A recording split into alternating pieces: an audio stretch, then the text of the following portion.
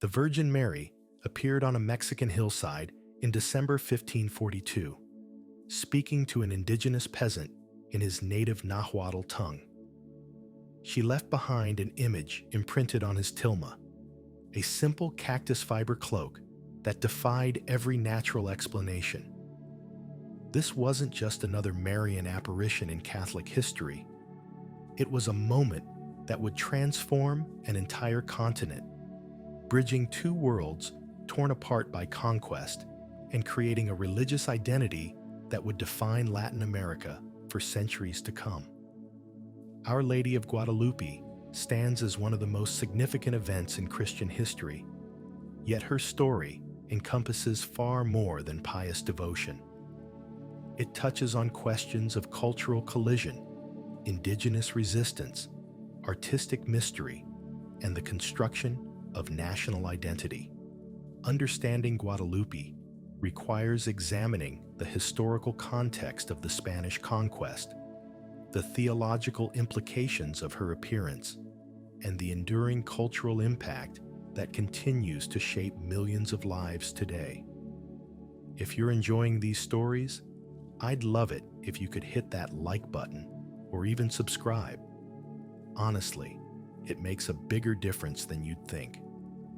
I'm always fascinated to know where you're tuning in from, so leave a comment telling me your city and what time it is there right now. There's something special about this global community we're building through these stories. Now, go ahead and dim those lights. Maybe switch on a fan for some gentle white noise, and let's settle in for tonight's journey together. We're going to explore why this apparition became the most important religious symbol in Latin American history. Part 1. The historical stage. To understand the miracle of Guadalupe, we must first grasp the catastrophic collision of worlds that preceded it. When Hernán Cortés landed on the coast of Mexico in 1519, he initiated one of history's most dramatic conquests. The Aztec Empire, which had dominated central Mexico for nearly 2 centuries, fell within just 2 years. But the conquest involved far more than military defeat. It represented a systematic dismantling of an entire civilization, its religious practices, its social structures, and its very understanding of reality itself. The Aztec world revolved around a complex cosmology where gods demanded constant sustenance through human sacrifice. The great temple of Tenochtitlan, located at the exact site where Mexico City's cathedral stands today, witnessed thousands of sacrificial deaths annually. Spanish chroniclers claim that during the dedication of the renovated Great Temple in 1487, somewhere between 20,000 and 80,000 captives were sacrificed over 4 days.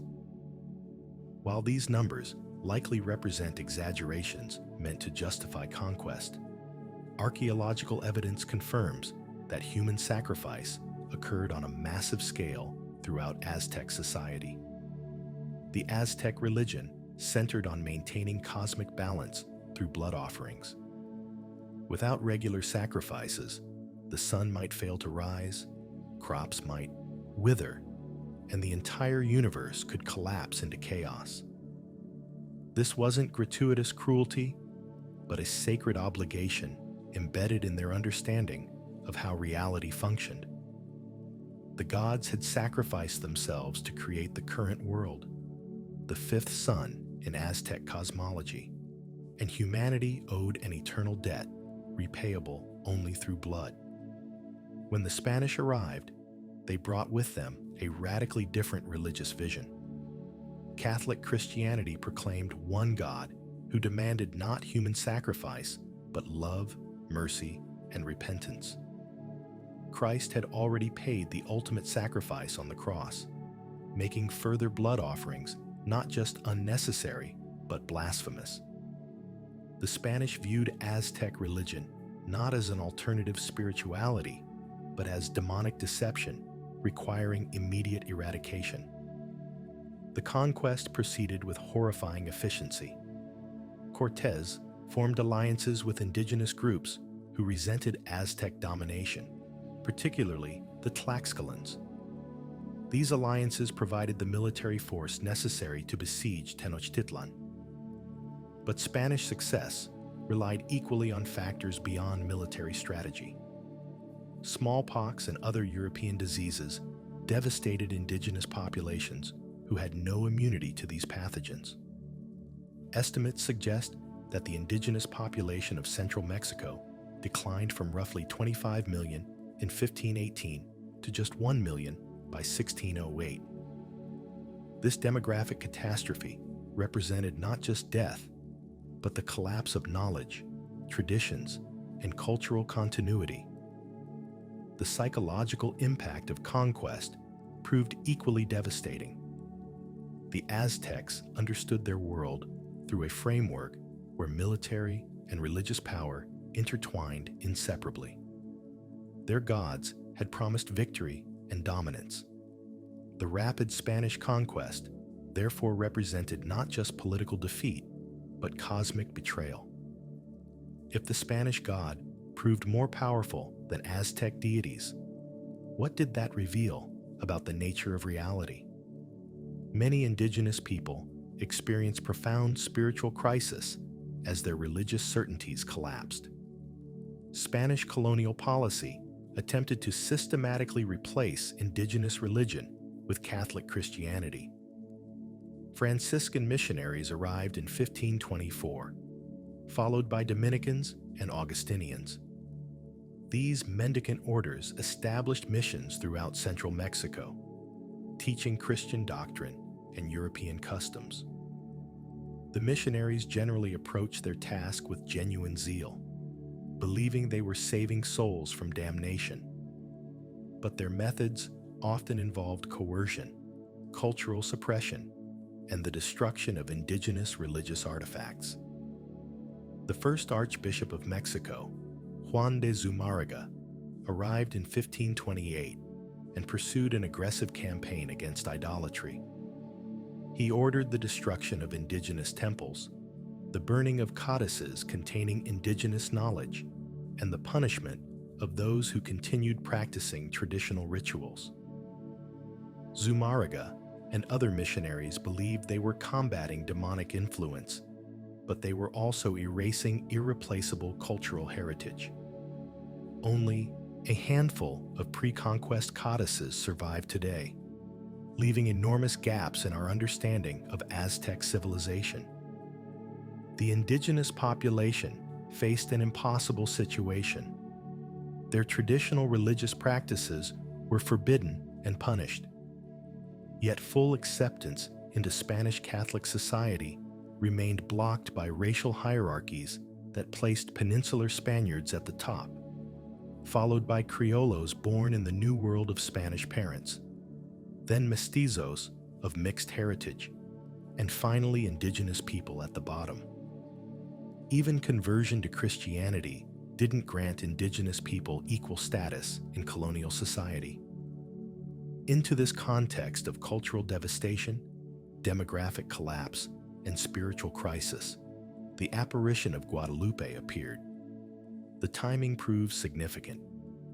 By 1531, the initial conquest was complete, but the colonial order remained unstable. Indigenous people had lost their political independence and religious framework without gaining full acceptance into Spanish society. Many Spanish colonists treated indigenous converts with suspicion, doubting the authenticity of their conversions. Meanwhile, indigenous people often retained traditional beliefs beneath a surface adherence to Christianity, creating a syncretic religious practice that alarmed Catholic authorities. The colonial economy depended on indigenous labor extracted through the encomienda system, which granted Spanish colonists control over indigenous communities. In theory, encomenderos were supposed to provide religious instruction and protection in exchange for labor. In practice, the system amounted to slavery in all but name. Indigenous people worked in mines, fields, and construction projects under brutal conditions with minimal compensation. The encomienda system created deep resentment and occasional rebellions that Spanish authorities suppressed through violence.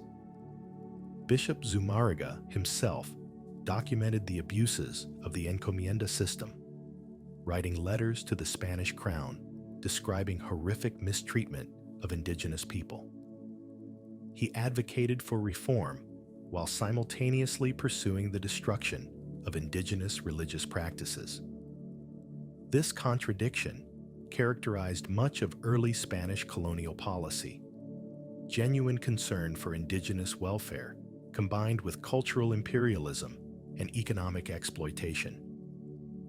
The religious situation in early colonial Mexico involved not just Spanish Catholics and indigenous traditionalists, but also a complex middle ground. Some indigenous people embraced Christianity enthusiastically, seeing it as offering spiritual resources their traditional religion lacked. Others converted pragmatically to gain advantages in the colonial system. Many practiced forms of religious mixing, identifying Catholic saints with traditional deities or continuing traditional rituals under Christian guises. The Spanish clergy struggled to determine which conversions were genuine and which merely superficial. The Virgin Mary held particular importance in Spanish Catholicism, especially the various regional Marian devotions colonists brought from Spain.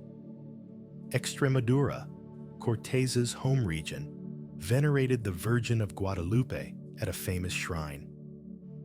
This Spanish Guadalupe took her name from the Arabic Wadi al-Luban, meaning river of black stones, reflecting the Muslim heritage of that region. Spanish conquistadors often attributed their victories to various Marian advocations, claiming the Virgin had appeared on battlefields fighting alongside Spanish troops. However, Marian devotion remained largely foreign to indigenous religious sensibilities. The Aztecs had numerous goddesses, including Tonantzin, our revered mother, associated with fertility and childbirth. But these goddesses functioned differently from the Catholic Virgin Mary. They demanded worship and sacrifice rather than offering maternal intercession. The concept of a Virgin Mother who advocated for humanity with God represented something genuinely new in indigenous religious experience. The first decade after conquest thus presented a situation of cultural chaos, religious confusion, and profound suffering.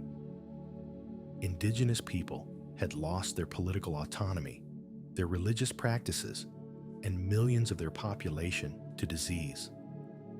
The Spanish had imposed a new social order, but failed to fully integrate indigenous people into it. Both groups viewed each other with suspicion and incomprehension.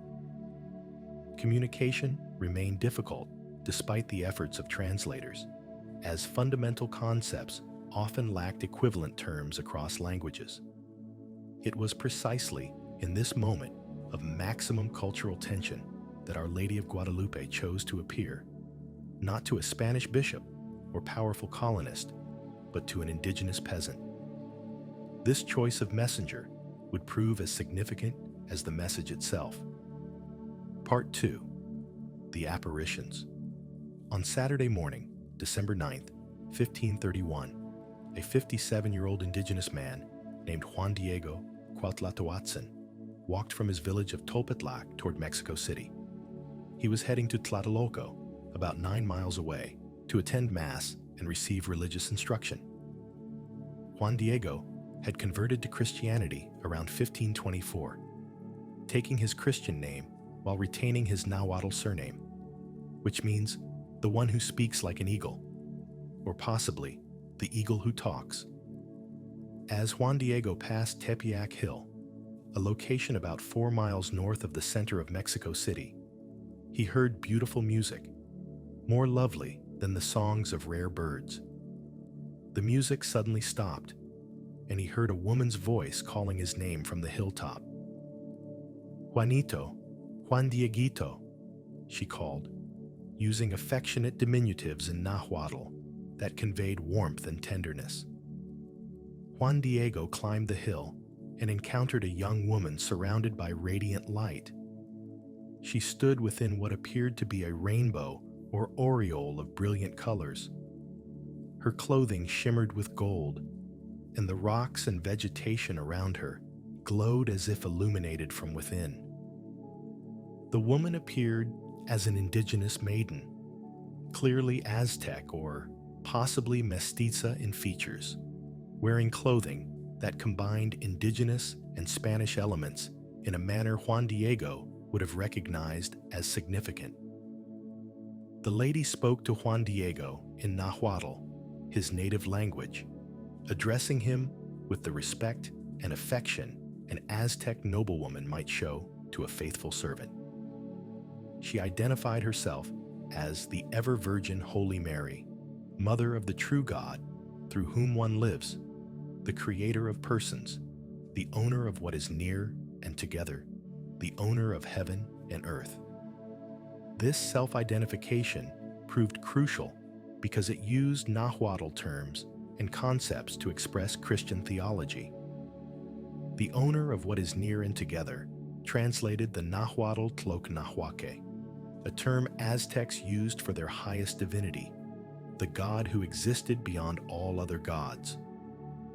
By applying this term to the Christian God, Mary was affirming that the God she served was not a foreign Spanish deity, but the ultimate reality indigenous people had always sought beneath their many gods and goddesses. The lady explained her purpose. She wanted a church built on that very spot where she could show her love, compassion, help, and defense to all inhabitants of this land. She emphasized that she would hear their lamentations and remedy all their miseries, hardships, and sorrows. Significantly, she didn't distinguish between Spanish and indigenous people, but spoke of all inhabitants without exception. She instructed Juan Diego to go to the Bishop of Mexico, Juan de Zumárraga, and relay her request for a church. Juan Diego immediately set out for the bishop's residence in Mexico City. After considerable difficulty, he gained an audience with Zumárraga. The bishop listened politely but skeptically to Juan Diego's account.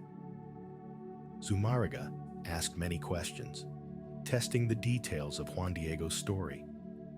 In the end, he dismissed Juan Diego without committing to anything, suggesting that Juan Diego should return another time. Discouraged, Juan Diego returned to Tepeyac that evening. He found the lady waiting for him at the same place. He told her of his failure and begged her to send someone more important as her messenger, someone the bishop would respect and believe. "I'm just a nobody," Juan Diego protested. "I'm not the kind of person bishops listen to. I'm just a rope, a ladder, the tail end of the line. I'm poor and lowly." The lady gently refused his request. "Listen, my littlest son," she replied, using the affectionate diminutive again. "Know for certain that I don't lack servants and messengers to whom I could give the task of carrying my message. But it's absolutely necessary that you personally go and speak about this, and that my wish and desire be accomplished through your mediation." This exchange reveals something profound about the nature of Guadalupe's apparition. She deliberately chose a marginal figure, someone at the bottom of colonial society's hierarchy, to be her messenger. This choice challenged the social order that placed Spanish ecclesiastics at the top and indigenous converts at the bottom. By insisting that Juan Diego specifically must serve as her messenger, the lady elevated him to a position of spiritual authority that transcended his social status. The next morning, Sunday, December 10th, Juan Diego returned to the bishop's residence. This time, he waited even longer for an audience. When he finally saw Zumariga, the bishop questioned him more extensively about the lady's appearance, her exact words, and the proposed church's location. Zumariga's skepticism remained evident, but he had been slightly moved by Juan Diego's sincerity and the consistency of his account. The bishop told Juan Diego that he needed a sign, some proof that this lady truly was the Mother of God and not a deception or delusion. He sent servants to follow Juan Diego secretly, to see where he went and whom he met. However, Juan Diego somehow disappeared from their site near Tepeyac, and the frustrated servants returned to report that they'd lost him. Some apparently told the bishop that Juan Diego was lying or crazy and should be punished if he returned. Juan Diego found the lady again at Tepeyac. He explained the bishop's demand for a sign. The lady instructed him to return the next morning, Monday, and she would provide the sign that would convince Zumariga. Juan Diego agreed, but when he returned to his village, he discovered that his uncle, Juan Bernardino, had fallen gravely ill with a disease the Spanish called cocolixtli, likely a form of hemorrhagic fever that was devastating indigenous populations. By Monday evening, Juan Bernardino was dying. He asked his nephew to go to Tlatelolco early Tuesday morning to fetch a priest who could hear his confession and administer last rites. Juan Diego spent a sleepless night attending his uncle, torn between his promise to the lady and his duty to his dying relative. On Tuesday morning, December 12th, Juan Diego set out before dawn to fetch a priest. To avoid encountering the lady and being delayed from his urgent errand, he took a different route around the other side of Tepeyac Hill. But as he passed by the hill, the lady descended and intercepted him. "What's happening, my littlest son? Where are you going?" she asked. Juan Diego was embarrassed and distressed. He explained about his dying uncle and his need to fetch a priest immediately. The lady spoke words that would become famous throughout Mexico. "Listen, put it into your heart, my littlest son, that what frightened you, what afflicted you, is nothing. Don't let your countenance and heart be troubled. Don't fear this sickness or any other sickness or anguish. Am I not here, I who am your mother? Are you not under my shadow and protection? Am I not the source of your joy? Are you not in the hollow of my mantle, in the crossing of my arms? Do you need anything more?" She assured Juan Diego that his uncle had already been healed at that very moment and was no longer in danger. She told him to climb to the top of the hill, where he would find flowers growing. He should gather them and bring them back to her. Juan Diego climbed the rocky hill, which was normally barren in December, Mexico's dry season. To his amazement, he found the hilltop blooming with beautiful Castilian roses, a Spanish variety that didn't grow wild in Mexico and certainly not in winter.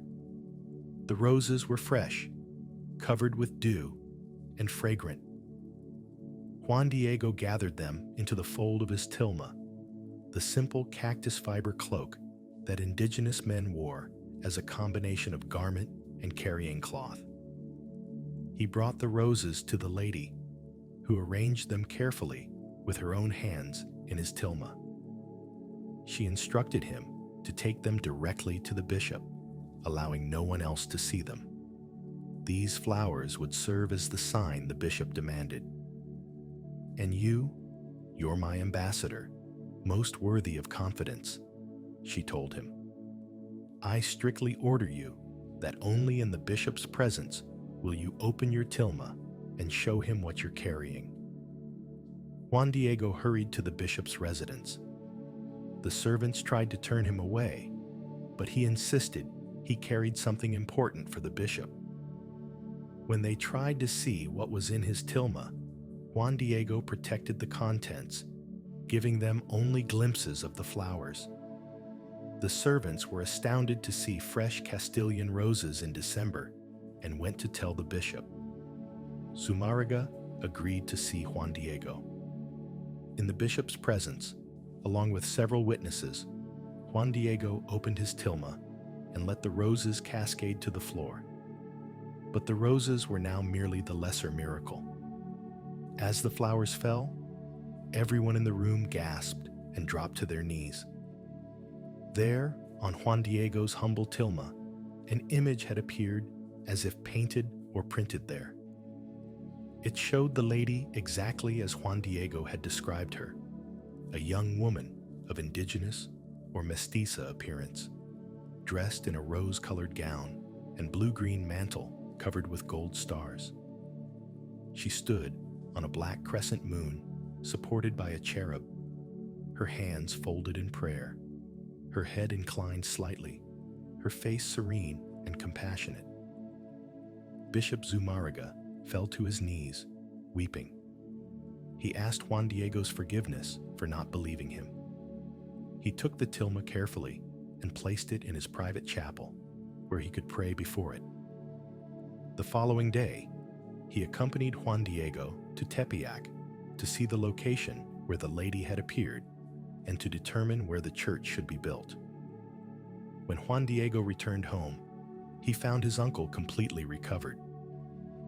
Juan Bernardino reported that at the exact time the lady had promised, a young woman surrounded by light had appeared in his room. She healed him instantly and told him her name. She said she wished to be known as the Perfect Virgin, Holy Mary of Guadalupe.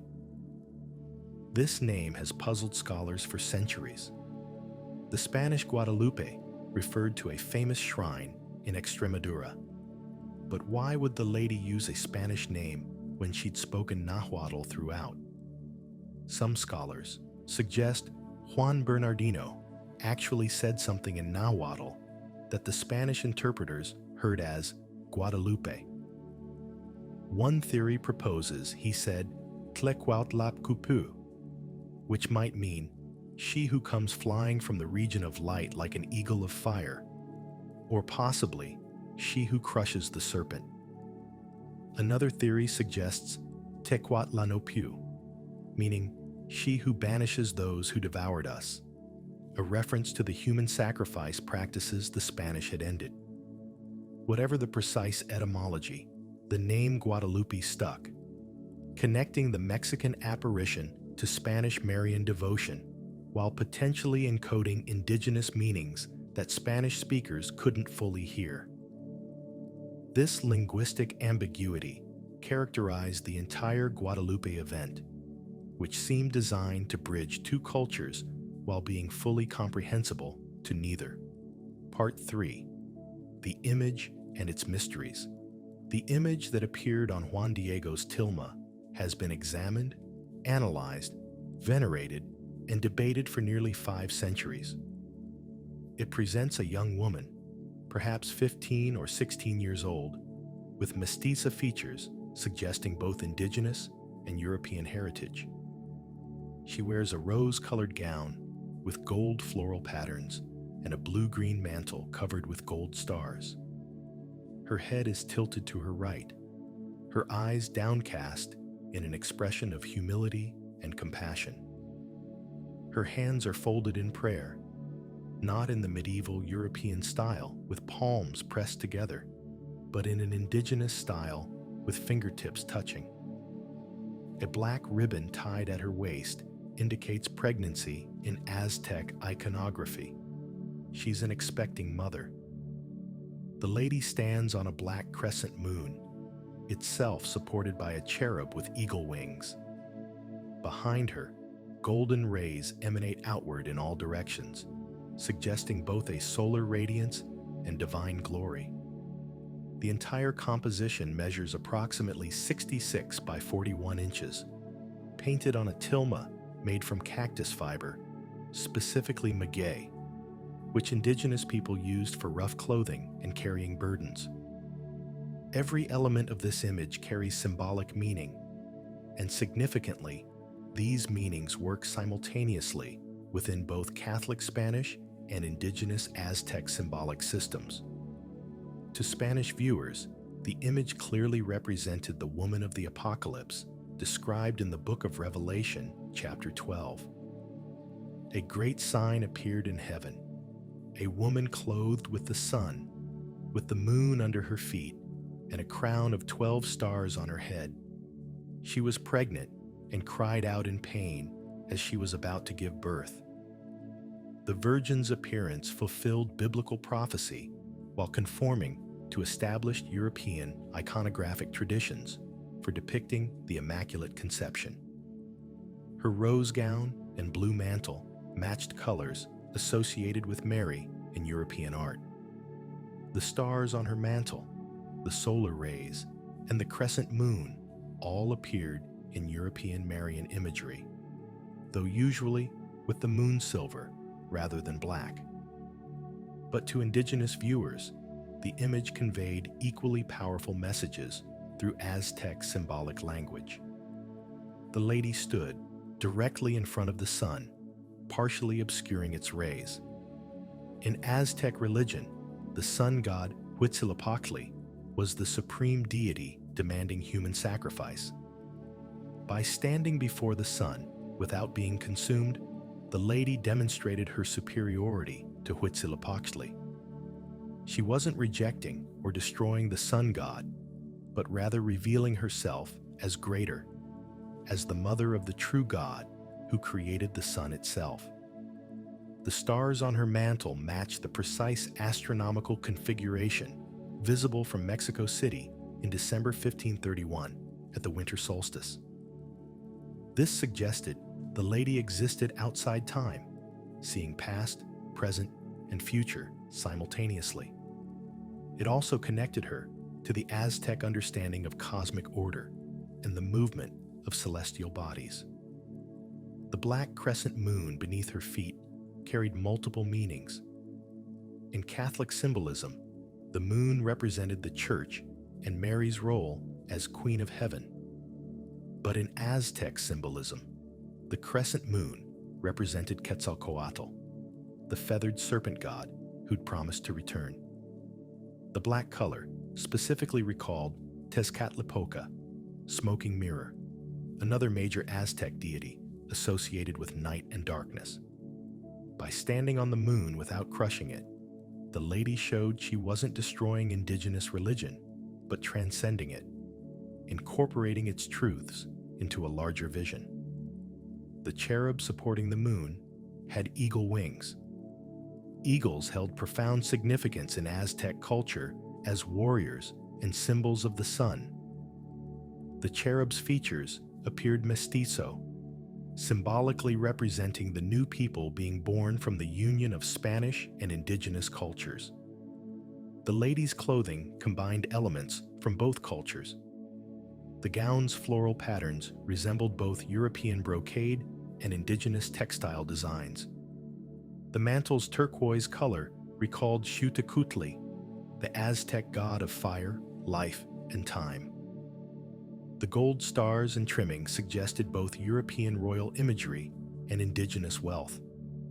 Most significantly, the lady appeared pregnant. This detail distinguished her from European Marian images, which rarely depicted Mary's pregnancy explicitly. But in the context of cultural collision and the birth of a new mestizo people, her pregnancy carried obvious symbolic power. She was bringing something new into being, a spiritual reality that would belong to both Spanish and indigenous heritage. Beyond its symbolic richness, the image presented physical mysteries that have fascinated and confounded investigators. The tilma itself should not have survived. Cactus fiber cloth typically deteriorates within 20 years, especially in Mexico's humid climate. Yet Juan Diego's tilma has lasted nearly 5 centuries without any preservation treatment for most of that time. A replica tilma made in 1789 from similar materials and treated with protective coating deteriorated completely within a few years. The image shows no signs of preliminary sketching or underdrawing, which artists would normally use when painting. Infrared photography and other imaging techniques have failed to detect any preparatory work beneath the visible image. This absence of underdrawing is highly unusual in any painting, particularly one of such precision and sophistication. The painting technique itself defies classification. Portions appear to use a watercolor technique, others suggest oil or tempera, and some sections seem to employ methods unknown in 16th century painting. The image has no brushstrokes visible even under magnification. The color appears to be embedded in the cloth fibers rather than applied as a surface layer. Microscopic examination has revealed that the image has no sizing or primer layer. Normal painting requires preparing the cloth with some kind of sealing coat to prevent paint from soaking into the fibers unevenly. Yet the Guadalupe image appears directly on the bare cactus fibers with no preparation whatsoever. How the colors achieved such vibrancy and detail on unprepared rough cloth remains unexplained. In 1929, photographer Alfonso Marquez Gonzalez discovered what appeared to be a human figure reflected in the Virgin's eyes. In 1951, photographer Jose Carlos Salinas Chavez noticed the same phenomenon while examining high-resolution photographs. In 1956, ophthalmologist Dr. Javier Torruella Bueno conducted detailed examination of the Virgin's eyes using an ophthalmoscope and confirmed that the eyes showed reflected images consistent with the Purkinje-Sanson effect. The Purkinje-Sanson effect describes how images reflected in a human eye appear in 3 different locations corresponding to the cornea's curved surface and the lens's front and back surfaces. The Guadalupe image's eyes show reflections consistent with this effect, suggesting they function optically like real human eyes despite being painted on flat cloth. Subsequent researchers using computer-enhanced photography have claimed to identify up to 13 figures reflected in the Virgin's eyes, including what appears to be Juan Diego unfurling his tilma before the bishop and witnesses. These claims remain controversial, with some researchers dismissing them as examples of pareidolia, seeing patterns in random visual noise. In 1979, American researchers Philip Callahan and Jody Smith conducted extensive photographic study of the tilma using infrared photography and other techniques. Their report concluded that portions of the original image, particularly the rose gown, blue mantle, hands, face, and rose-colored robe, showed no signs of preliminary sketch and could not be explained by any known painting technique. However, they also identified later additions, including the moon, cherub, and decorative gold details, which appeared to be conventional painting added in the 16th or 17th century. This finding suggested that the original miraculous image was simpler than what we see today, consisting primarily of the Virgin's figure without the elaborate surrounding elements. Later painters added details to enhance the image and bring it more into conformity with European artistic expectations. This would explain why some portions of the image show inexplicable painting techniques while others appear conventional. The tilma has survived numerous threats beyond mere age. In 1785, a worker accidentally spilled strong acid-based cleaning solution on the upper right section of the cloth while cleaning the frame. The fabric should have disintegrated immediately, but instead, the acid evaporated and the stain gradually faded over the next decades until it virtually disappeared. A slight discoloration remains visible, but the cloth fibers show no damage. In 1921, an anti-clerical activist placed a bomb consisting of 29 sticks of dynamite hidden in a floral arrangement at the altar directly beneath the tilma. The explosion destroyed the marble altar steps, twisted a heavy metal crucifix, and blew out windows throughout the church. Yet the tilma, behind its glass frame, suffered no damage whatsoever. The glass didn't even crack. This apparent miracle occurred during a period of violent anti-Catholic persecution in Mexico, and it reinforced popular devotion to Guadalupe as divinely protected. Scientific analysis of the image continues to produce conflicting results. Some researchers claim the image shows no signs of aging or decay that should be visible after 5 centuries. Others point to clear signs of deterioration, including cracking and fading in certain areas. The tilma underwent conservation treatment in the 1980s, including cleaning and application of protective coating, which complicates analysis of its original condition. Temperature studies have claimed the tilma maintains a constant temperature of 98.6 degrees Fahrenheit, human body temperature, regardless of surrounding conditions. Other researchers dispute these findings as methodologically flawed. The image reportedly gives off no detectable radiation in any spectrum, unlike any paint or dye. Again, other scientists question these claims and the reliability of the instruments used. The debate over the image's origin remains unresolved. Catholic authorities and many believers maintain that no human artist created the image, that it appeared miraculously on Juan Diego's tilma, exactly as witnesses described in 1531. Skeptics argue that human artists, possibly working under Spanish ecclesiastical direction, painted the image shortly after Juan Diego's reported visions, and that subsequent legend exaggerated its miraculous qualities. The truth likely encompasses complexity that neither pure skepticism nor uncritical belief fully captures. Something remarkable clearly happened in 1531 that catalyzed mass indigenous conversion to Christianity. Whether that something involved miraculous image formation or inspired artistic creation in response to genuine visions remains a question where faith and empirical investigation reach their inevitable limits. Part 4. Impact and Mass Conversions.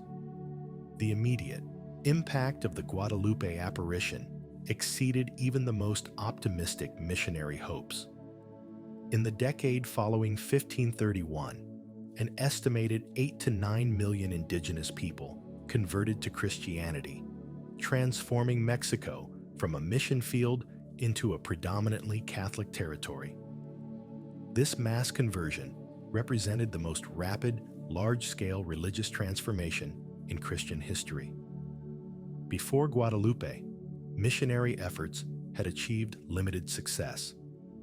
The Franciscans, Dominicans, and Augustinians had established missions and taught Christian doctrine, but conversions remained relatively few.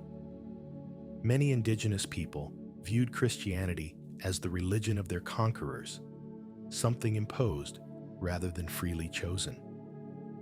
The destruction of their temples, the prohibition of their rituals, and the punishment of their priests created resentment rather than genuine religious conviction. Bishop Zumárraga, despite his aggressive campaign against idolatry, had baptized relatively few indigenous converts in his first years in Mexico. The missionaries faced language barriers, cultural incomprehension, and justified suspicion from indigenous communities. Teaching Christian theology required translating concepts that often had no indigenous equivalent. How does one explain the Trinity, the Incarnation, or the resurrection to people whose religious framework operates entirely differently. The Guadalupe apparition changed everything because it provided indigenous people with a direct divine validation of Christianity that didn't come through Spanish intermediaries. The lady had appeared to one of their own, spoken their language, used their symbols, and requested their participation. She hadn't demanded that they abandon their cultural identity to become Christian. Instead, she showed them how Christianity could embrace and fulfill their deepest cultural and spiritual aspirations. The image itself functioned as a kind of catechism accessible to illiterate people. Indigenous people could read the symbolic meanings encoded in the Virgin's appearance, understanding theological truths through visual language. The image taught that the Christian God was more powerful than Aztec deities, but not foreign to indigenous experience. It revealed that the Mother of God cared specifically about indigenous people and wanted to dwell among them. The location of the apparition carried enormous significance.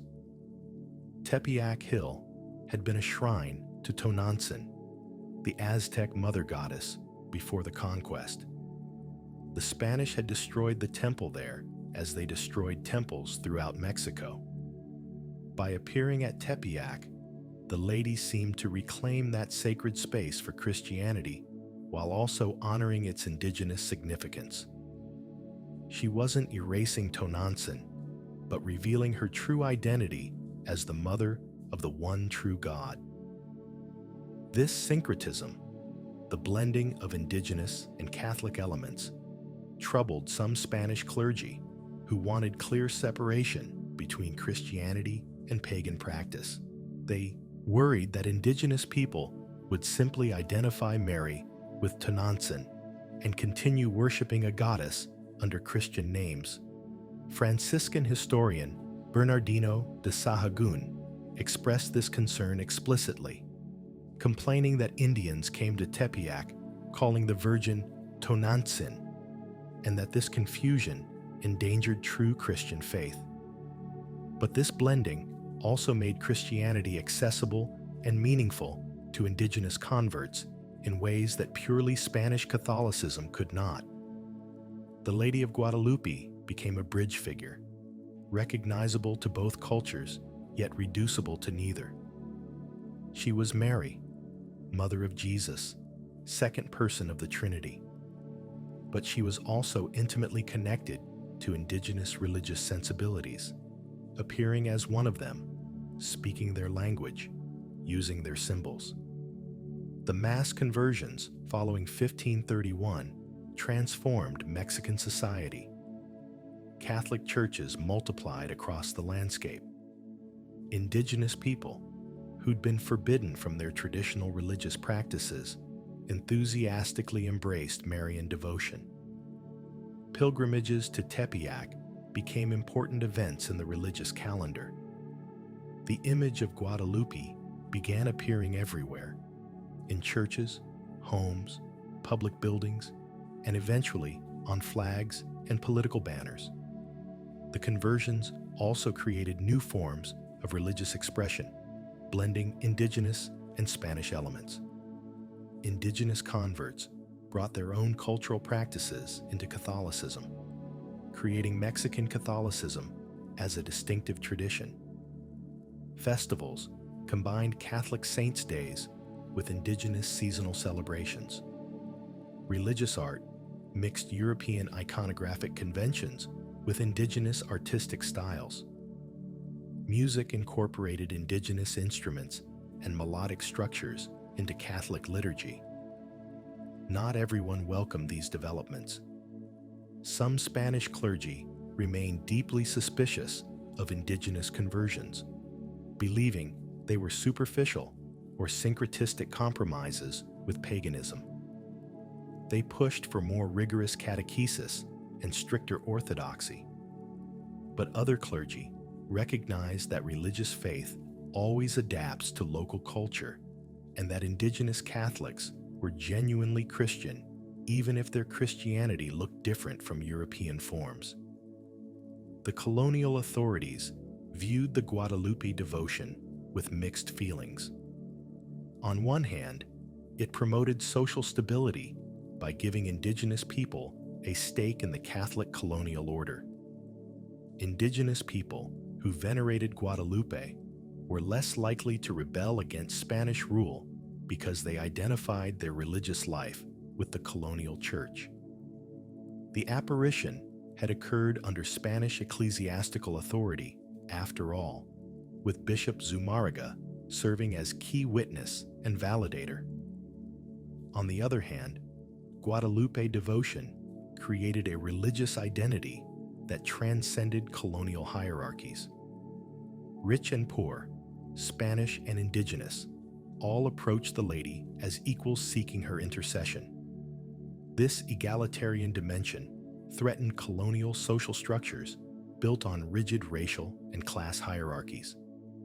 The lady had chosen an indigenous peasant as her messenger, implicitly elevating indigenous people spiritually, even if colonial law kept them politically subordinate. The miracles attributed to Our Lady of Guadalupe multiplied over the decades. People reported healings, conversions, protection from danger, and answers to prayers. These miracle accounts followed patterns familiar from other Marian shrines in Catholic tradition, but adapted to Mexican circumstances. Guadalupe protected from indigenous diseases, interceded in disputes between Spanish and indigenous communities, and blessed both colonial enterprises and indigenous resistance to colonial abuses. The church built at Tepeyac became one of Christianity's most important pilgrimage sites. Thousands, then tens of thousands, and eventually millions of pilgrims journeyed there annually. Rich and poor came seeking healing, forgiveness, and blessing. The shrine generated enormous income through donations, sales of religious items, and accommodations for pilgrims. This wealth funded further church construction and supported missionary work throughout New Spain. The image itself became an object of intense veneration. Pilgrims would spend hours gazing at it, praying before it, and seeking to understand its mysteries. The church authorities eventually placed the tilma behind glass to protect it from the smoke of thousands of candles and the touch of countless hands.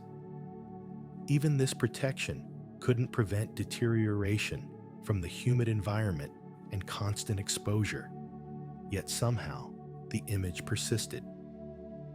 Copies of the image spread throughout Mexico and eventually throughout the Catholic world. Artists created paintings, engravings, and eventually photographs replicating the image.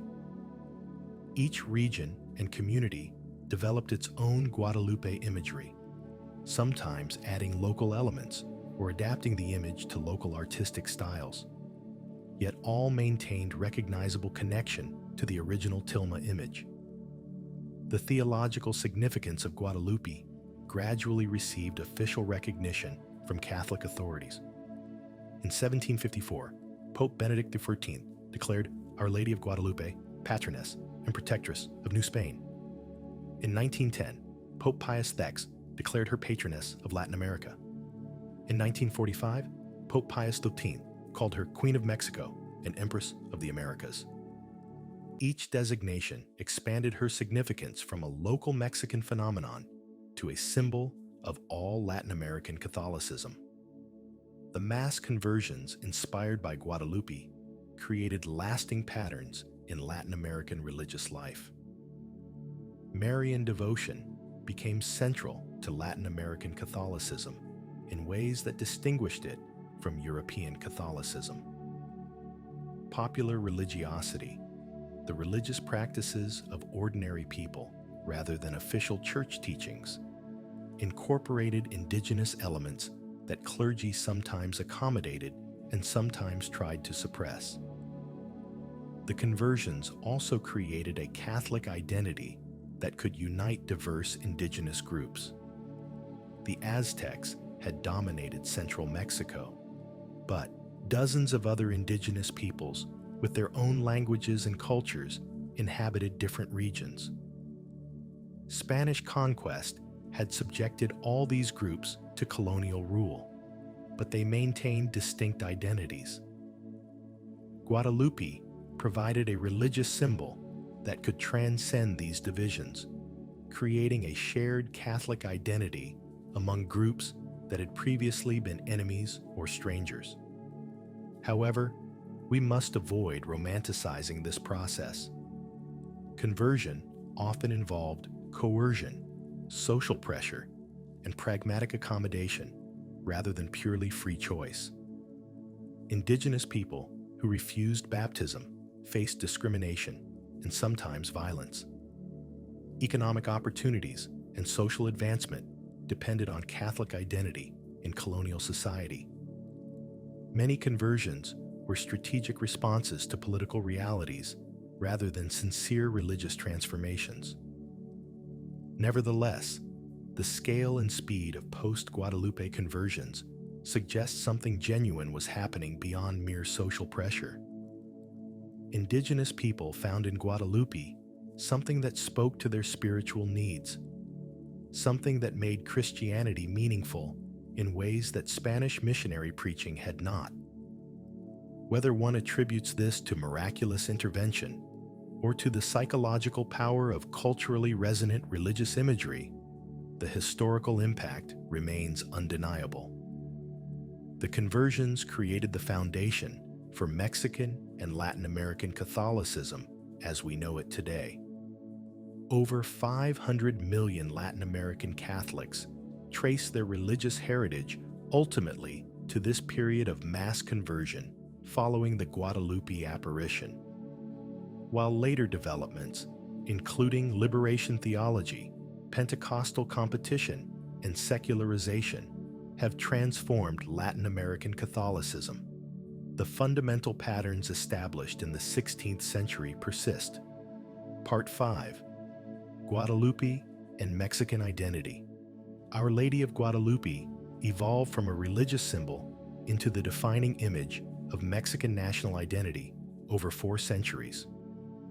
This transformation involved complex interactions between religion, politics, race, and culture that continue shaping Mexico today. During the colonial period, Guadalupe served multiple, sometimes contradictory functions. For indigenous and mestizo populations, she represented divine validation of their worth and dignity in a society that treated them as inferior. The lady had appeared to an indigenous man, spoken his language, and looked like one of them. This suggested that God cared about indigenous people specifically, not just as potential converts, but as beloved children. For Criollo Mexicans, people of Spanish descent born in the New World, Guadalupe represented their distinctive identity separate from Spain. They were neither peninsular Spaniards nor indigenous people, but something new. Guadalupe's appearance in Mexico, rather than Spain, suggested divine favor for this new land and new people. Mexican-born Spaniards embraced Guadalupe devotion enthusiastically, seeing in her proof that Mexico was specially blessed. The Catholic Church hierarchy initially viewed Guadalupe devotion with some suspicion. Archbishop Montúfar, who succeeded Zumárraga, promoted Guadalupe, but other clergy worried about syncretic elements and excessive popular enthusiasm. A famous 1556 sermon by Franciscan provincial Francisco de Bustamante attacked Guadalupe devotion as promoting idolatry.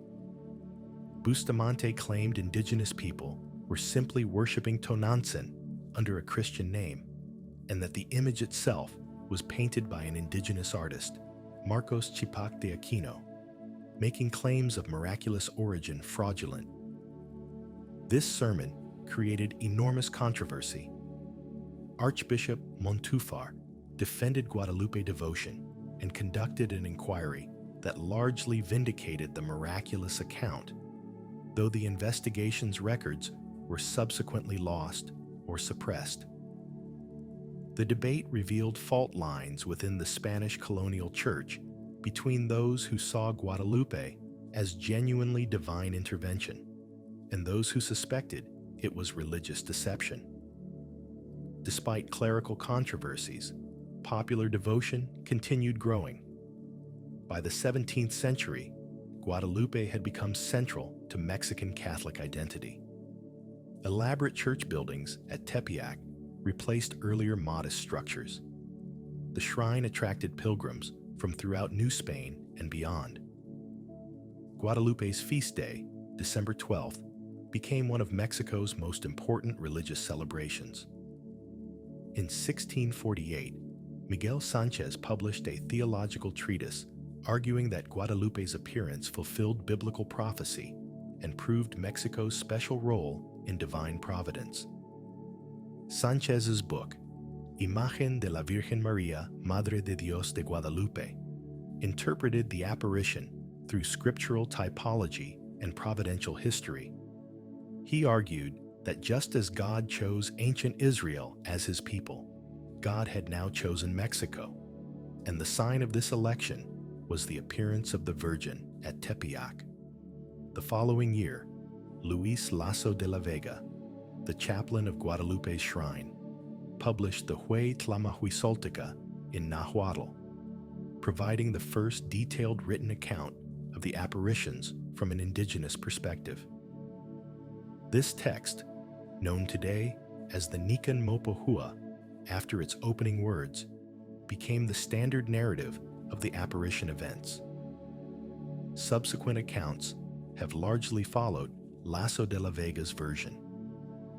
These 17th century texts established Guadalupe's theological and narrative framework. They transformed oral traditions and scattered accounts into coherent narratives that could be widely circulated. They also elevated Guadalupe from local miracle to cosmic significance, connecting her to salvation history and placing Mexico in the center of divine purposes. As Mexican identity, distinct from Spanish identity, strengthened, Guadalupe became its primary symbol. Criollos increasingly resented their subordinate status compared to peninsular Spaniards. Mexican-born people, even of pure Spanish ancestry, were excluded from the highest church and government positions, which were reserved for those born in Spain. This discrimination fostered resentment and eventually revolutionary sentiment. Guadalupe provided Mexicans a way to assert their distinctiveness and worth. Spain had its Virgin of Guadalupe, but Mexico had the true Guadalupe, the one who appeared miraculously to an indigenous saint. Mexican clerics and intellectuals argued that Mexico surpassed Spain in divine favor because the Mother of God had chosen to appear there rather than in Europe. When Mexican independence movements emerged in the early 19th century, Guadalupe naturally became their symbol. Father Miguel Hidalgo y Costilla, the priest who initiated Mexican independence in 1810, used an image of Guadalupe as his banner when he proclaimed the Grito de Dolores, launching the revolution. "Long live Our Lady of Guadalupe" became a revolutionary cry alongside "Death to Bad Government." Hidalgo's choice of Guadalupe as a revolutionary symbol was strategically brilliant. Guadalupe united diverse groups, indigenous people, mestizos, and criollos, who had different reasons for opposing Spanish rule. She symbolized Mexican identity over Spanish identity without alienating any particular group. Indigenous people saw her as their special advocate. Mestizos saw her as validation of their mixed heritage. Criollos saw her as proof of Mexico's providential destiny. The Spanish loyalists recognized Guadalupe's symbolic power and attempted to counter it. They adopted the Spanish Virgin of Los Remedios as their symbol. The Independence War thus became partly a battle between two different virgins, two different understandings of divine favor and political legitimacy. When independence was finally achieved in 1821, Guadalupe's triumph was complete. Post-independence Mexico faced the challenge of building national unity among diverse populations with different languages, cultures, and interests. Guadalupe provided one of the few symbols that could unite Mexicans across these divisions. The new government, though often anti-clerical in policy, recognized Guadalupe's symbolic importance and incorporated her into national identity. The tension between anti-clerical politics and Guadalupe devotion created interesting paradoxes. Liberal reformers like Benito Juarez, who implemented laws reducing church power, nevertheless identified personally with Guadalupe. Juarez, a Zapotec indigenous man who became Mexico's first indigenous president, reportedly maintained private devotion to Guadalupe while politically opposing church authority. The Revolution of 1910-1920 again saw Guadalupe deployed as a revolutionary symbol. Emiliano Zapata's peasant army fought under Guadalupe banners. Revolutionary leaders, many of whom held anti-clerical views, nevertheless understood that Guadalupe represented the people's religious aspirations and could not be separated from popular identity. During the Cristero War of 1926-1929, when the Mexican government attempted to suppress Catholic practice entirely, Guadalupe became a symbol of religious resistance. Catholic rebels fighting government forces carried images of Guadalupe and cried, "Viva Cristo Rey, Viva la Virgen de Guadalupe," as they faced death.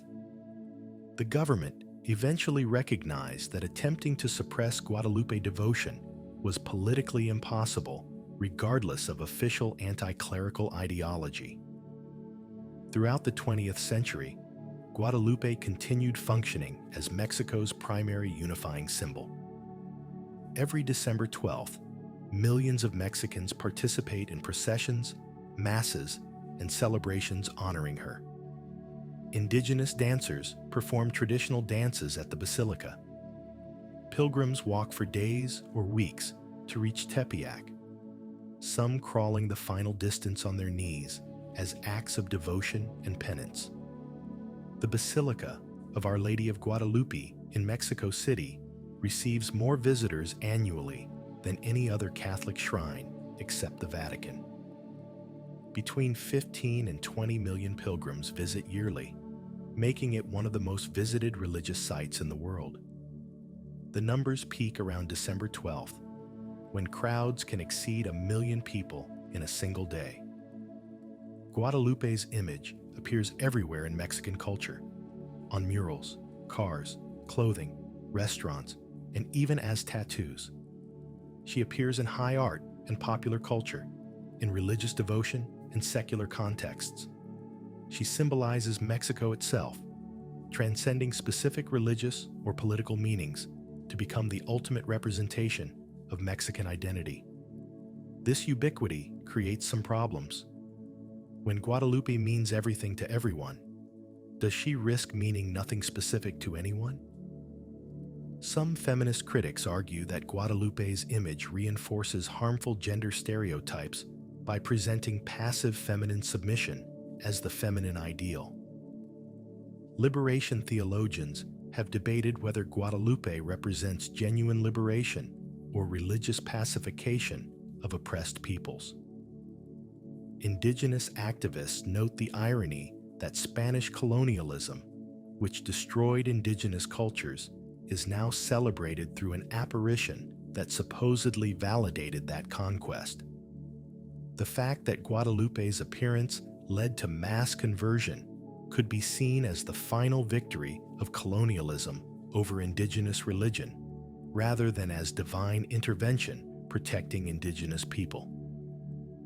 These criticisms reflect ongoing debates about Guadalupe's meaning and significance. Different groups continue interpreting her differently according to their needs and perspectives. Conservative Catholics see her as affirming traditional church teachings. Progressive Catholics see her as supporting liberation and social justice. Secular Mexicans see her as a cultural symbol independent of religious doctrine. Indigenous people see her as connected to pre-conquest spirituality despite Catholic framing. The Catholic Church canonized Juan Diego in 2002, making him the first indigenous Mexican saint. Pope John Paul II performed the canonization at Guadalupe's Basilica, affirming the historical reality of the apparitions. However, the canonization process had been controversial. Some historians question whether sufficient historical evidence existed to prove Juan Diego was a real person rather than a legendary figure. Abbot Guillermo Schulenberg, who served as abbot of the basilica for decades, publicly stated his belief that Juan Diego was fictional, which created a scandal. The church proceeded with canonization despite historical doubts, arguing that theological and spiritual significance mattered more than strict historical verification. This decision reflected tensions between historical critical scholarship and devotional tradition that characterize modern Catholicism's relationship to miracles and saints. Today, Guadalupe remains central to Mexican identity in ways that transcend religious affiliation. Even non-practicing Catholics and secular Mexicans often identify with Guadalupe as a cultural symbol. Mexican immigrants to the United States bring Guadalupe devotion with them, making her an increasingly important symbol for Latino Catholicism in North America. The basilica, completed in 1976, is a massive modernist structure designed to accommodate tens of thousands of pilgrims. The old colonial basilica, damaged by settling and earthquakes, stands nearby as a historical monument. Juan Diego's tilma hangs in the modern basilica behind bulletproof glass on a wall above the altar, displayed so that pilgrims can view it while moving past on a conveyor belt below. This mechanization of pilgrimage, processing past the image on a moving walkway, symbolizes tensions between traditional devotion and modern mass society. The tilma must be protected and made accessible to millions while maintaining sacred significance. Whether this balance succeeds or whether commodification inevitably diminishes religious meaning remains debated. Guadalupe's feast day, December 12th, has become virtually a national holiday in Mexico, despite separation of church and state. Businesses close, families gather, and public celebrations fill streets throughout the country. The day combines religious devotion with national pride, with participants often unclear where religious celebration ends and patriotic celebration begins. Part 6. Theological Significance. The apparition of Our Lady of Guadalupe raises profound theological questions about divine action, cultural adaptation, and the relationship between Christianity and indigenous religions. These questions engage theologians for centuries and continue generating debate. The central theological question concerns whether Guadalupe represents genuine divine intervention or human cultural creation. Traditional Catholic teaching affirms that Mary literally appeared to Juan Diego, that the image on the tilma formed miraculously, and that subsequent miracles demonstrate continuing divine favor. This position treats Guadalupe as one among many authenticated Marian apparitions, comparable to Lourdes, Fatima, or other sites where Mary has reportedly appeared. However, the Catholic Church maintains careful distinction between public revelation, which closed with the death of the last apostle, and private revelations like apparitions. Public revelation constitutes the deposit of faith contained in Scripture and tradition, which all Catholics must believe. Private revelations, even when approved by the Church, remain optional for belief. A Catholic can reject Guadalupe's miraculous origin without denying any essential doctrine. This theological framework allows for diverse interpretations within Catholic thought. Some theologians emphasize Guadalupe's miraculous elements, seeing in them divine validation of indigenous peoples' dignity and Christianity's universal scope. Others focus on Guadalupe's cultural function, analyzing how the apparition facilitated Christianity's enculturation into Mexican society while remaining agnostic about miraculous claims. The concept of enculturation proves crucial for understanding Guadalupe theologically. Enculturation refers to how the gospel message adapts to and transforms local cultures while being adapted by them in turn. Christianity must take flesh in every culture it enters, expressing universal truths through particular cultural forms. But this process risks syncretism, where Christianity and local religion merge so thoroughly that essential Christian distinctiveness disappears. Guadalupe exemplifies both successful enculturation and the dangers of syncretism, depending on one's perspective. Those emphasizing successful enculturation note how Guadalupe made Christianity meaningful to indigenous Mexicans by using their symbolic language. The gospel became incarnate in Mexican culture, allowing indigenous people to hear God's word in their own context. This represents enculturation at its best, maintaining Christian orthodoxy while expressing it through indigenous cultural forms. Those worried about syncretism note the persistent identification of Guadalupe with Tonantzin and other indigenous goddesses. They question whether indigenous converts truly understood Christian doctrine or simply renamed their traditional deities. The rapid mass conversions following 1531 suggest superficial rather than deep understanding of Christianity. Perhaps indigenous people accepted Catholic rituals and imagery while maintaining traditional beliefs beneath a Christian veneer. The theological debate about syncretism involves fundamental questions about religious authenticity.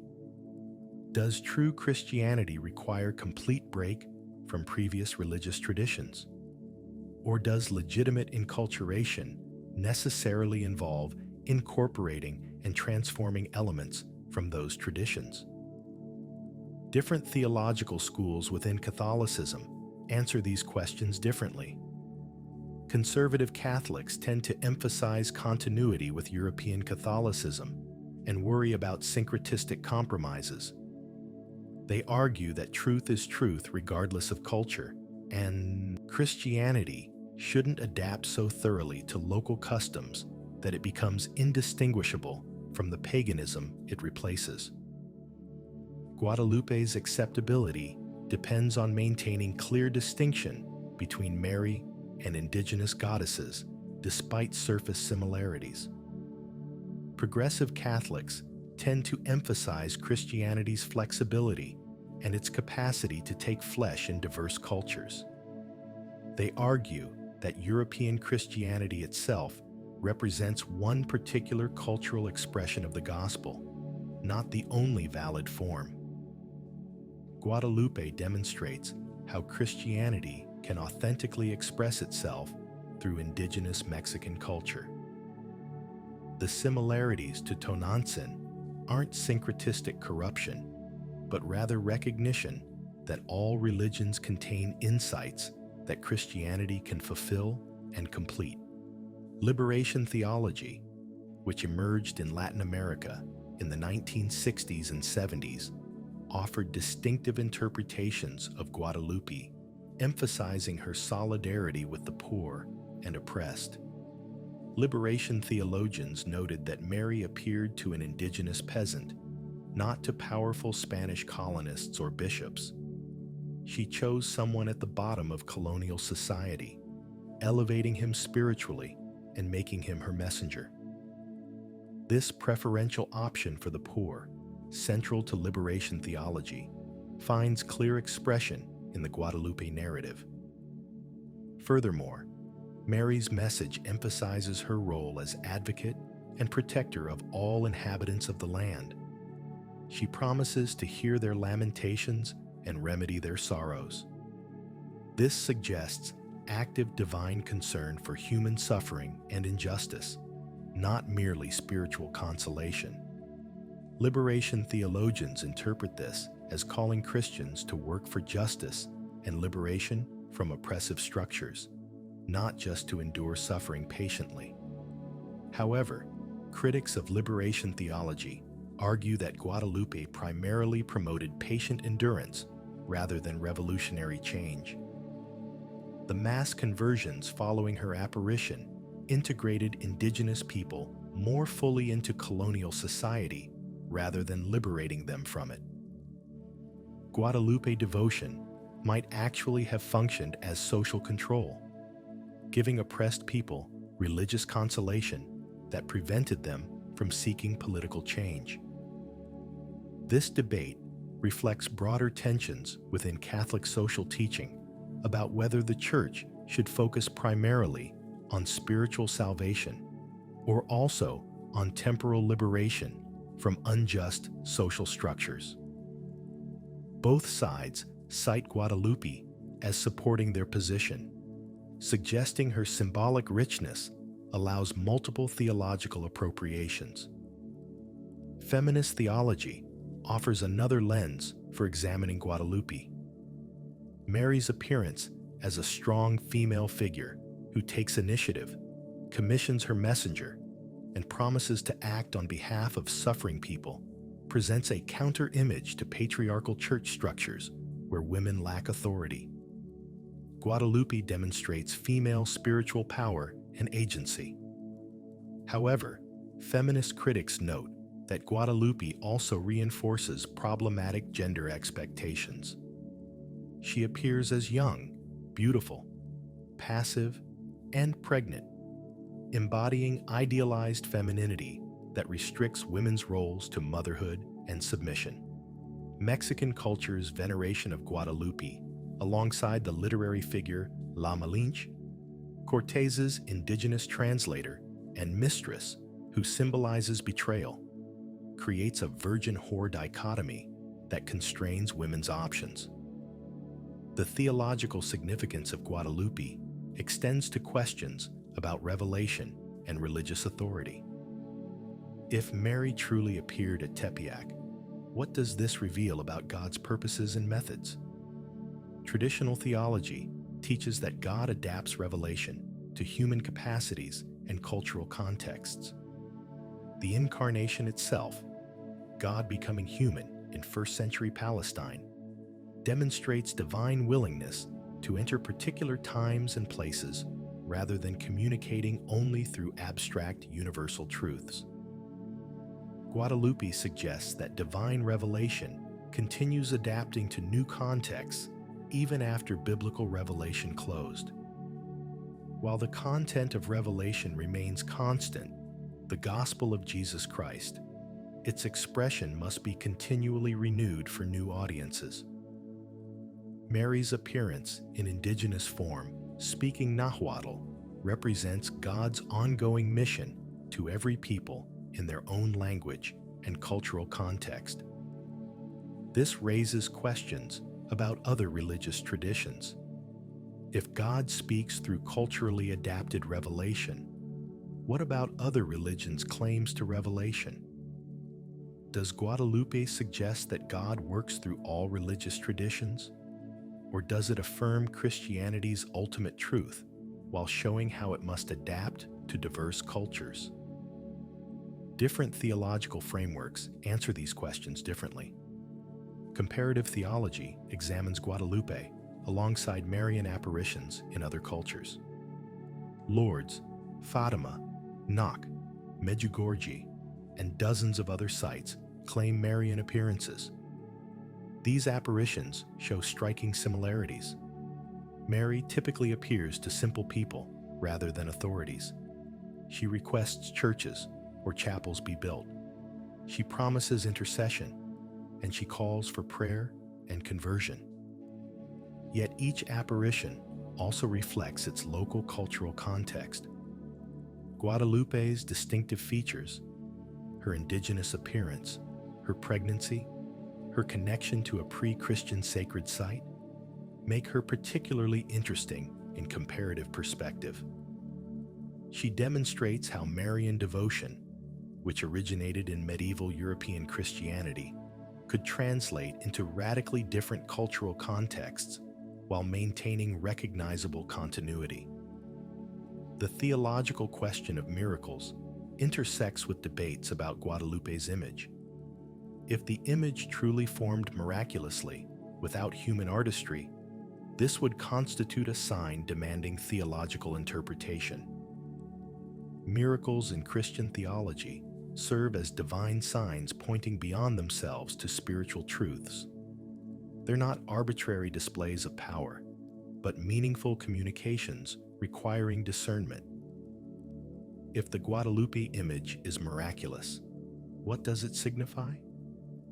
Traditional interpretations see it confirming Christian truth to indigenous people in their own visual language. The image teaches theology through symbols accessible to those without European education. It democratizes revelation, making divine truth available to everyone regardless of literacy or learning. However, if the image resulted from human artistry, this doesn't necessarily diminish its theological significance. God works through human creativity and cultural expression, not only through supernatural intervention. An inspired artist creating the image at the direction of divine providence would still serve God's purposes. The theological meaning wouldn't depend entirely on the image's origin, but on its effects and the truths it communicates. This reflects broader Catholic theology of sacraments and sacramentals. Sacraments are material realities that convey spiritual grace: water in baptism, bread and wine in Eucharist, oil in confirmation. Sacramentals are blessed objects that dispose people toward grace without conveying it directly. Whether miraculous or not, the Guadalupe image functions sacramentally, directing attention toward divine realities and disposing viewers toward faith. The theological interpretation of Guadalupe continues evolving as new contexts raise new questions. Immigration theology examines how Guadalupe functions for Mexican migrants to the United States, providing continuity with home while adapting to new circumstances. Ecological theology notes Guadalupe's connection to the land at Tepeyac and asks what this suggests about Christianity's relationship to nature. Interfaith theology considers what Guadalupe means for Christian relations with other religions, particularly indigenous traditions. Each theological appropriation risks instrumentalizing Guadalupe, using her to support predetermined conclusions rather than allowing her mystery to challenge our assumptions. The richest theological engagement with Guadalupe maintains humility before her symbolic complexity, while still seeking to understand what she reveals about God's nature and purposes. Part 7. Global Guadalupe. While Our Lady of Guadalupe originated as a Mexican phenomenon, her significance has expanded globally, particularly throughout Latin America and among Latino communities worldwide. This globalization reflects both Catholic universalism and the specific historical spread of Mexican influence. During the colonial period, devotion to Guadalupe spread throughout New Spain, which included not just Mexico, but also much of Central America, the Caribbean, and parts of what is now the southwestern United States. Missionaries brought Guadalupe images to missions in Texas, New Mexico, Arizona, and California. Indigenous peoples throughout these regions encountered Guadalupe as part of their evangelization. In 1737, Guadalupe was declared Patroness of Mexico City. In 1746, her patronage extended to all of New Spain. In 1910, she became Patroness of Latin America. In 1945, Pope Pius XIII declared her Queen of Mexico and Empress of the Americas. Each expansion reflected her growing significance beyond her Mexican origins. The expansion of Guadalupe devotion throughout Latin America involved complex dynamics of cultural export and adaptation. Mexican influence spread through trade, migration, and cultural exchange. Guadalupe represented both specifically Mexican identity and broader Latin American Catholic identity. Different regions developed their own relationships to Guadalupe while recognizing her Mexican origins. In Central America, Guadalupe often merged with local Marian traditions, creating hybrid devotional practices. Guatemala, El Salvador, Honduras, and Nicaragua all have significant Guadalupe devotion, but each country also maintains local Marian advocations with their own histories and significance. Guadalupe functions as a pan-Latin American symbol while coexisting with more localized religious expressions. South American countries show varying levels of Guadalupe devotion. Argentina, with its European immigrant population, tends toward Marian devotions brought from Italy and Spain. Brazil, with its Portuguese heritage, venerates Nossa Senhora Aparecida as its national patroness. Yet even in these countries, Mexican migration and cultural exchange have spread Guadalupe devotion, particularly in urban centers and along migration routes. In the United States, Guadalupe has become the primary religious symbol for Mexican American and broader Latino communities. Mexican migration to the United States brought Guadalupe devotion northward, establishing it wherever Mexican communities formed. From California to Illinois, from Texas to New York, churches serving Latino populations feature Guadalupe prominently. The growth of the Latino population in the United States has made Guadalupe increasingly visible in American Catholicism. Many parishes that were historically Irish, Italian, or Polish now serve predominantly Latino congregations and have adapted their devotional practices accordingly. Guadalupe's feast day has become a major celebration in these parishes, sometimes the largest annual event. Guadalupe also functions as a symbol of cultural identity and resistance for Mexican Americans facing discrimination and marginalization. The United Farm Workers movement, led by Cesar Chavez and Dolores Huerta, marched under Guadalupe banners in the 1960s and 70s. Guadalupe appeared in Chicano art and literature as a symbol of Mexican American pride and dignity. She represented continuity with Mexican heritage while asserting belonging in the United States. The globalization of Guadalupe has involved adaptation to new contexts. In the Philippines, Spanish colonization brought Guadalupe devotion, which merged with indigenous and Filipino Catholic practices. Filipino Catholics developed their own interpretations of Guadalupe while maintaining connection to the Mexican original. Similar processes occurred wherever Spanish or Mexican influence reached. Modern communications technology has accelerated Guadalupe's global spread. images and stories circulate instantly worldwide through internet and social media. Pilgrims from every continent visit the Basilica in Mexico City. Guadalupe appears in Catholic devotional materials produced in multiple languages for global audiences. This globalization raises questions about cultural appropriation and religious authenticity. When Guadalupe becomes a universal symbol, does she lose her specific connection to Mexican identity and indigenous heritage? Can non-Mexicans legitimately claim Guadalupe as their own? Or does doing so erase her particular cultural significance? These questions lack simple answers. Catholic Universalism suggests that Marian devotions, while originating in particular places, belong to all Catholics everywhere. Mary is Mother of the Universal Church, not just Mother of one nation or culture.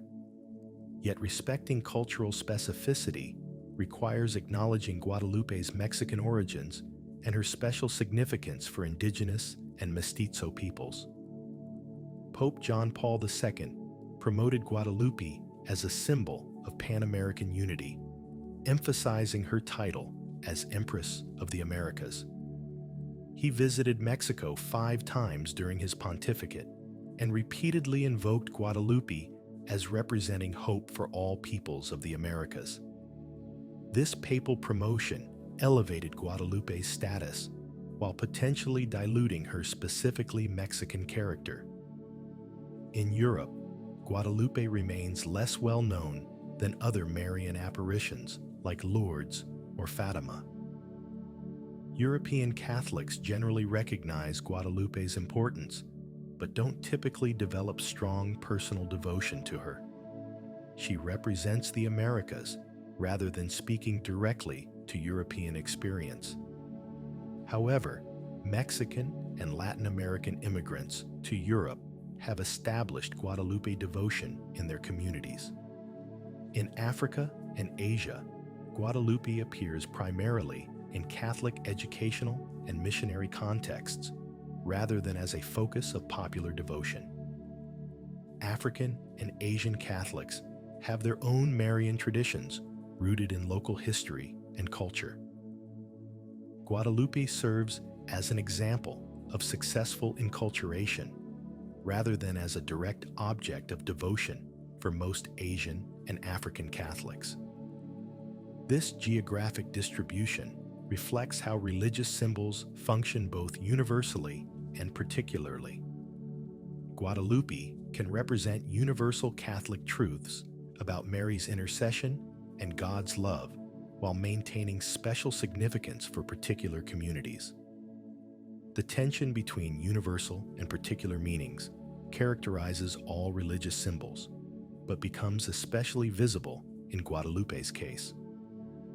The canonization of Juan Diego in 2002 contributed to Guadalupe's global profile.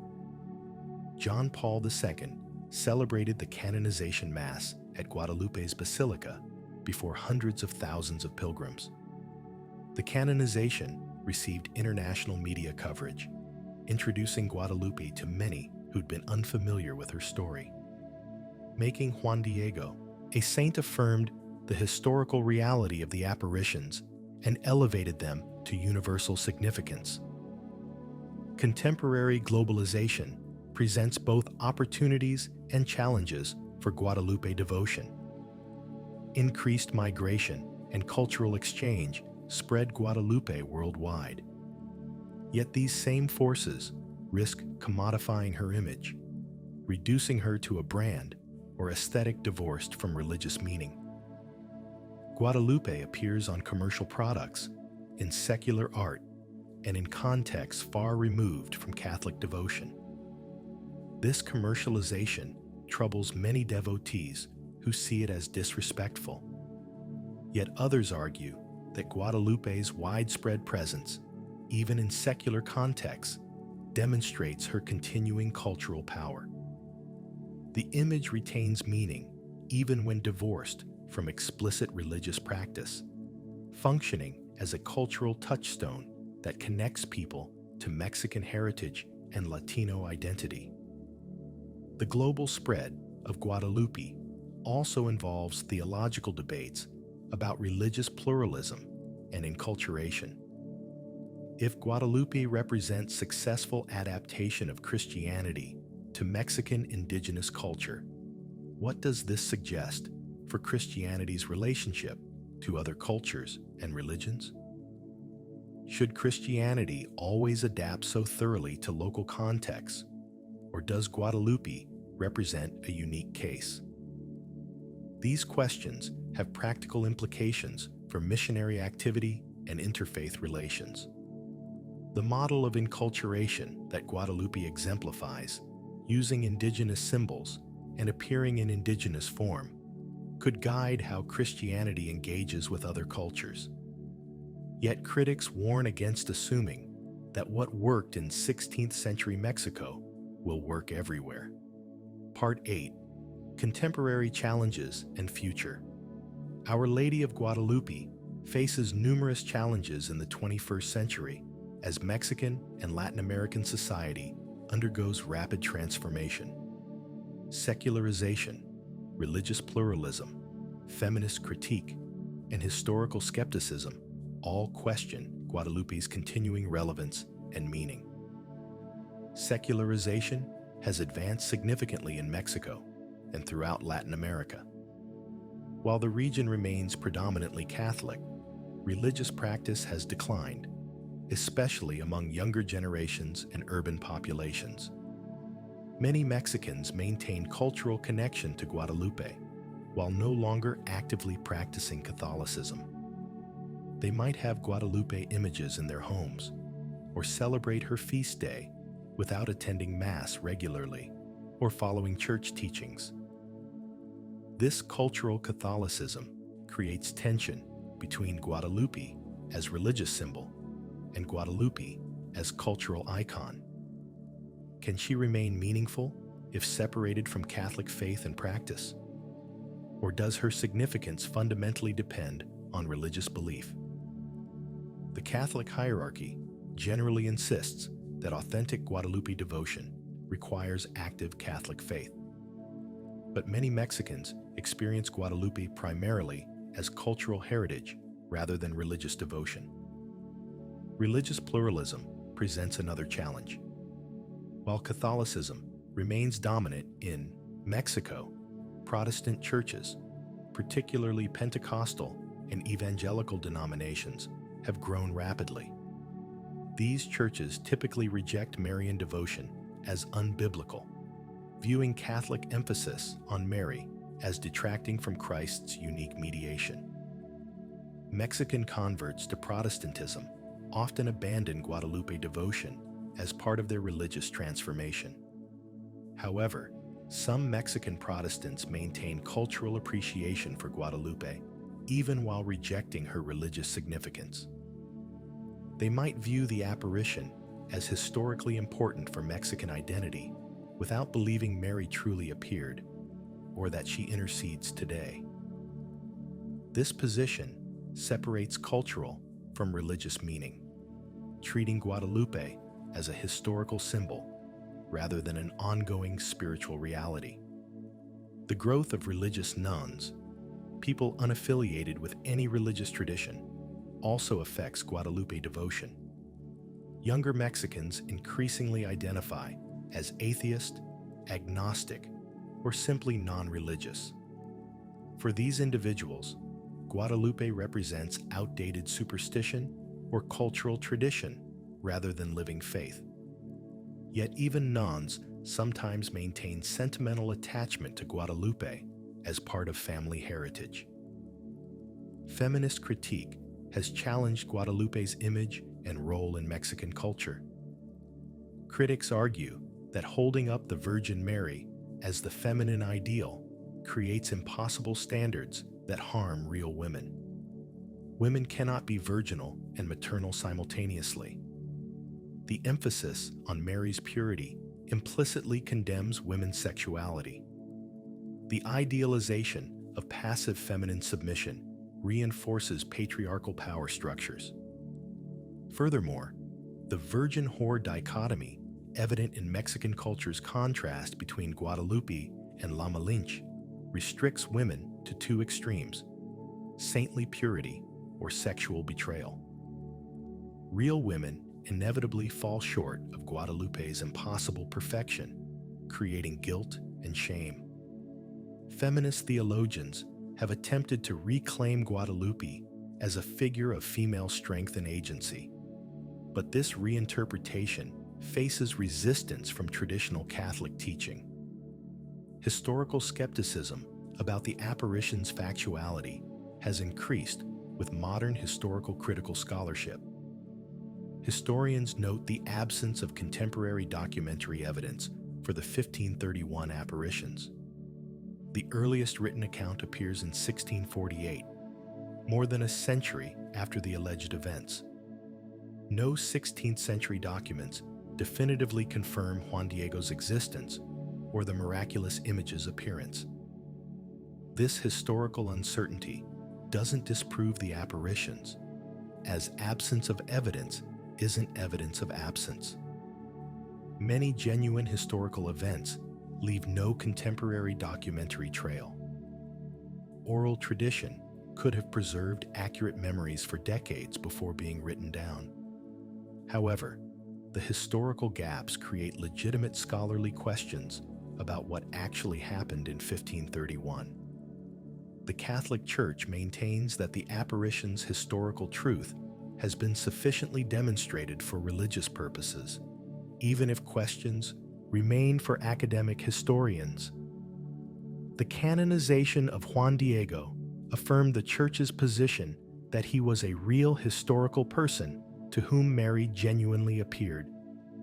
Yet this theological affirmation doesn't resolve historical debates, which continue within scholarly circles. The image itself faces challenges from scientific analysis that produces conflicting interpretations. Different researchers, using different methods, reach different conclusions about the image's origin and properties. Some studies support miraculous origin, others suggest human artistry. The lack of scientific consensus frustrates attempts to definitively prove or disprove miraculous formation. Climate change and environmental degradation present new contexts for interpreting Guadalupe. The hill at Tepeyac where she appeared has been swallowed by Mexico City's urban sprawl. The natural setting that Juan Diego would have known has been replaced by concrete, pollution, and urban density. What does Guadalupe mean in this transformed landscape? Some theologians are developing ecological interpretations of Guadalupe, emphasizing her connection to the land and to indigenous environmental wisdom. The fact that she appeared on a hill associated with indigenous nature veneration suggests environmental significance. The flowers blooming out of season on the barren hill symbolize nature's abundance and God's provision through the natural world. These ecological readings connect Guadalupe to Pope Francis's encyclical Laudato Si, which calls for environmental care and protection. Guadalupe devotion could inspire environmental activism and resistance to ecological destruction. However, this interpretation remains relatively marginal compared to traditional religious or national identity emphases. The Basilica in Mexico City faces practical challenges managing millions of pilgrims annually. The massive crowds, especially around December 12th, create logistical difficulties. Security concerns, public health issues, and infrastructure limitations strain the site's capacity. The COVID-19 pandemic forced cancellation of public celebrations in 2020, the first time in centuries that December 12 passed without mass pilgrimage. The pandemic raised questions about how Guadalupe devotion can continue when physical pilgrimage becomes impossible. Virtual pilgrimages and online masses proved poor substitutes for the embodied experience of visiting the basilica. Yet these alternatives also suggested new possibilities for accessing Guadalupe for those unable to travel physically to Mexico City. Looking forward, Guadalupe's significance will likely continue evolving as Mexican and Latin American societies transform. Migration will spread her devotion to new locations while potentially attenuating it in traditional strongholds. Religious competition from Protestantism and secularism will challenge Catholic dominance and with it, traditional Guadalupe devotion. Yet Guadalupe has demonstrated remarkable resilience over nearly 5 centuries. She has survived colonial oppression, independence struggles, revolutions, anti-clerical persecution, and social transformation while remaining Mexico's most powerful symbol. Her image has proven endlessly adaptable, capable of meaning different things to different people while maintaining recognizable core identity. The key to Guadalupe's continued relevance may lie in her fundamental ambiguity. She can be interpreted religiously or culturally, traditionally or progressively, nationally or universally. This flexibility allows diverse groups to claim her while investing her with their own meanings. Whether this represents rich symbolic depth or empty pluralism depends on one's perspective. For believing Catholics, Guadalupe remains what she has always been, the Mother of God, appearing to offer comfort, protection, and intercession to suffering humanity. For cultural Catholics and secular Mexicans, she represents Mexican identity, indigenous dignity, and connection to heritage. For liberation theologians, she represents solidarity with the oppressed. For feminists, she presents both problems and possibilities. For historians, she represents fascinating questions about evidence, memory, and historical reconstruction. All these perspectives coexist, sometimes in tension, sometimes in dialogue. The conversation about Guadalupe's meaning continues across churches, universities, public squares, and family homes throughout Mexico and beyond. 5 centuries after an indigenous man climbed a hill and encountered a mysterious lady, we're still trying to understand what happened and what it means. The future of Guadalupe devotion depends partly on how successfully it can address contemporary concerns while maintaining continuity with tradition. Can Guadalupe speak to ecological crisis, immigration, social inequality, and cultural displacement in the 21st century? Can her image evolve to represent liberation rather than passive acceptance of suffering? Can she unite Mexico and Latin America in an increasingly fragmented world? These questions lack definitive answers. Guadalupe's future, like her past, will be written by millions of ordinary people who find in her image something meaningful, something worth preserving and transmitting to future generations. Whether one believes the apparitions were miraculous or legendary, their impact on history remains undeniable. The Lady of Guadalupe transformed a continent, created an enduring religious devotion, and gave millions of people a symbol of hope, identity, and divine love. That legacy continues shaping lives and societies nearly 500 years after Juan Diego climbed Tepeyac Hill and encountered a mystery that we're still trying to understand.